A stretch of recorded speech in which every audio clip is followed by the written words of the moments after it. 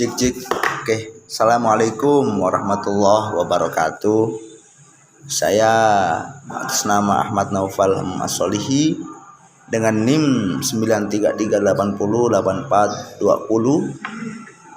atau 2010-2084 dengan prodi Ilmu Al-Quran Tafsir kelas C, mau mempresentasikan atau menceritakan tentang sejarah Al-Quran dari zaman Nabi sampai ke zaman Khalifah Utsman bin Affan. Ya. Jadi perlu kita ketahui ya bahwa penulisan Al-Quran itu telah dimulai pada zaman Rasulullah SAW. Namun Al-Quran itu lebih banyak dihafalkan daripada ditulis, karena kemampuan menghafal para sahabat-sahabat radhiyallahu anhum sangat kuat dan cepat. Dan dari jumlah penghafal pun juga sangat banyak. Pada zaman Khalifah Abu Bakar As-Siddiq radhiyallahu an, kiranya tahun 573 sampai 634 kalau ya. 573 sampai 634 Masehi.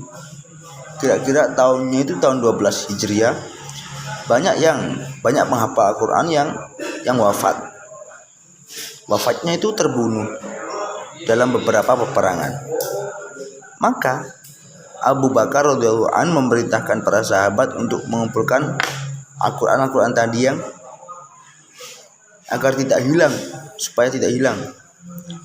Tapi sebuah riwayat menyebutkan bahwa Umar bin Khattab radhiyallahu an itu mengemukakan gagasan untuk menulis Al-Quran kepada Abu Bakar radhiyallahu an setelah selesainya perang Yamamah sekitar tahun 632 Masehi ya. Namun Abu Bakar radhiyallahu an tidak mau melakukannya karena takut dosa, sehingga Umar radhiyallahu anhu terus mengemukakan pandangannya sampai Allah Subhanahu wa taala membukakan pintu hati Abu Bakar radhiyallahu an. Kemudian beliau memanggil Zaid bin Thabit radhiyallahu an guna untuk mencari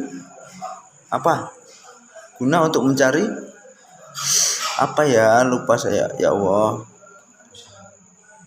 Guna untuk mencari atau mengumpulkan naskah-naskah Al-Quran yang ditulis di atas pelepah kurma itu tadi. Permukaan batu cadas dari hafalan para sahabat.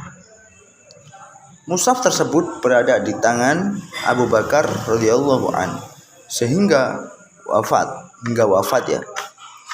Kemudian dipegang oleh Umar radhiyallahu an hingga wafat.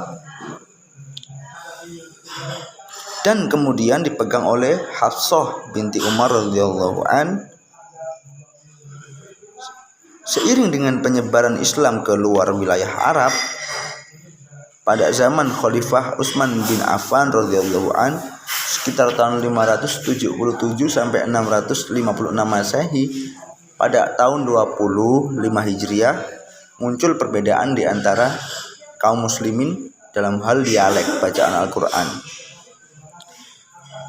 Perbedaan itu sesuai dengan mushaf yang berada di tangan para sahabat radhiyallahu anhum. Jadi perbedaan dialek itu dikhawatirkan akan menjadi fitnah, sehingga Utsman radhiyallahu an itu memerintahkan untuk mengumpulkan mushaf tersebut menjadi satu mushaf guna menyamakan bacaan Al-Quran. Utsman memerintahkan Zaid bin Thabit, Abdullah bin Zubair, Sa'id bin Al-As dan Abdurrahman ibn al-Harith Ibnul Hisham juga radhiyallahu anhum, semuanya untuk menuliskan kembali naskah-naskah Al-Quran yang telah ada sebelumnya dipegang oleh Hafsah dan memperbanyaknya. Zaid bin Thabit berasal dari kaum Ansor, sementara 3 orang yang lain berasal dari kaum Quraisy. Setelah menyelesaikan penulisan Al-Quran dalam dialek Quraisy, karena Al-Quran itu diturunkan dengan dialek tersebut, Utsman radhiyallahu an mengembalikan mushaf itu kepada Hafsah dan mengirimkannya hasil pekerjaan tersebut ke seluruh penjuru negeri Islam. Khalifah Umar radhiyallahu an juga memerintahkan untuk membakar naskah mushaf Al-Qur'annya yang lain. Jadi kebijakan Utsman radhiyallahu anhu itu menjadikan mushaf Al-Qur'an tak berubah dari awal sampai sekarang ini. Ya. Jadi itu gimana ya? Sudah disepakati oleh seluruh kaum muslimin serta diriwayatkan secara akuntabel menurut kaidah periwayatan dalam Islam. Itu tadi sebuah sejarah ringkas penjelasan dari sejarah Al-Qur'an zaman Nabi sampai ke zaman Khalifah Utsman radhiyallahu an. Bila ada kesalahan, saya mohon maaf yang sebesar-besarnya.